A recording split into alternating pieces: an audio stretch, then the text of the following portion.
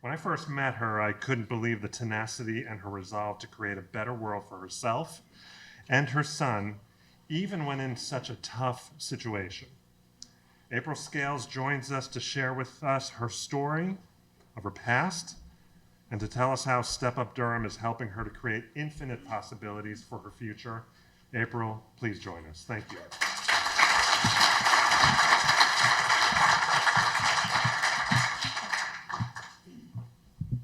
Yeah, I don't even know if I can follow them or not, but so welcome everyone. I appreciate you all coming to this event and just supporting all of us. It's very important.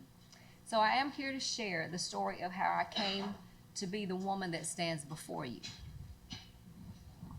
The short woman that stands before you.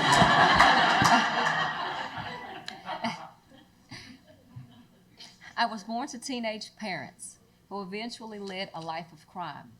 My father for murder and drugs, my mother for white-collar crimes to support her drug addiction. My mother shunned her responsibilities like me, and as a result, I was raised by my adopted grandparents. I was an honor roll student, but lacked social skills. My grandparents monitored me closely due to the mistakes that my mother had made for fear that history would repeat itself. I obtained little freedom, but at the age of 14, I obtained a summer job at my soon-to-be high school. I met a man who brought me a single yellow rose. That rose turned out to be the kiss of death. We began to sneak around and spend a lot of time together.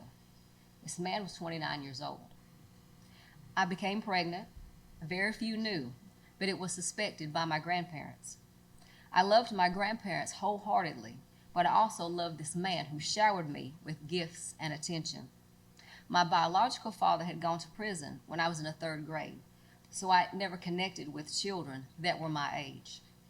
I was given an ultimatum by my grandparents to either have the person that I loved arrested for statutory rape or force me to have an abortion.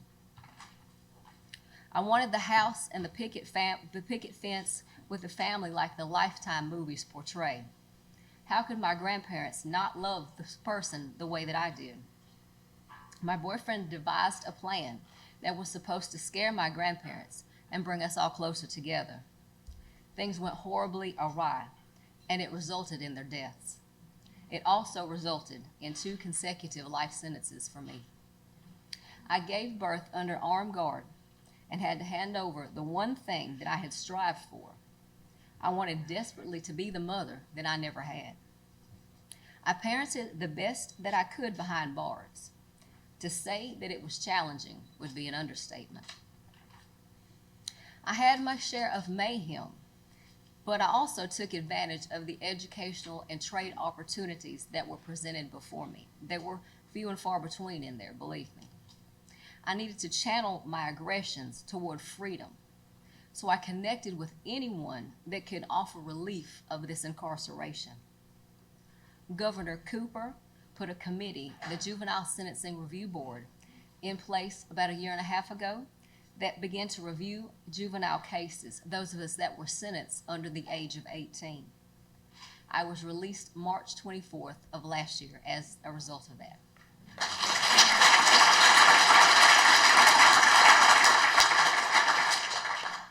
I currently work as a personal care aide in the home health field. Most of my clients have dementia.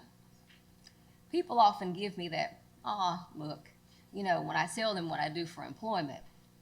They also say that I must be patient. Well, if where I left and who I was around didn't teach me any patience, I don't know what would have. I'm a published author of 4 books. I had a lot of time on my hands today. I wrote as a means of escape. Even when I couldn't get outside, I kept my mind active when my body could not be.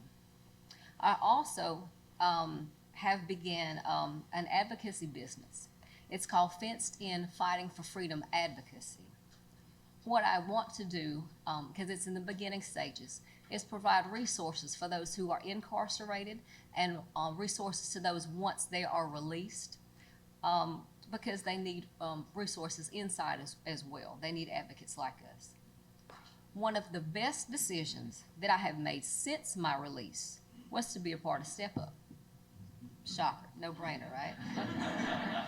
They've provided employment, transportation through some of their partnerships. Wheels for Hope example. So I'll give you a little story. You know, I was 15 when I went to prison, and I was just in driver's ed, so I really didn't know how to drive. So since I've gotten out, I had to learn to drive. Now, my resource council had given me a bike for transportation. Luckily, I didn't live but a couple of miles from that, but through Wheels for Hope via Step Up, I now own my own car, you know, and I'm driving. So they provided all these opportunities that I desperately needed, along with the educational classes, employment opportunities. They allow me to go back to school. I do want to finish the education that I was able to piece together while I was inside. So I really want to go back and do that. But Step Up has provided me with a community that is welcoming and always there when you need them. I could stand here at length and discuss the gloriousness of Step Up. But I will leave you with one last thought to take away. Without people who believe in you, regardless of where you are and where you have been, your future will be dim. Advocates and supporters like Step Up provide infinite possibilities. Please support them in any way you can. Thank you.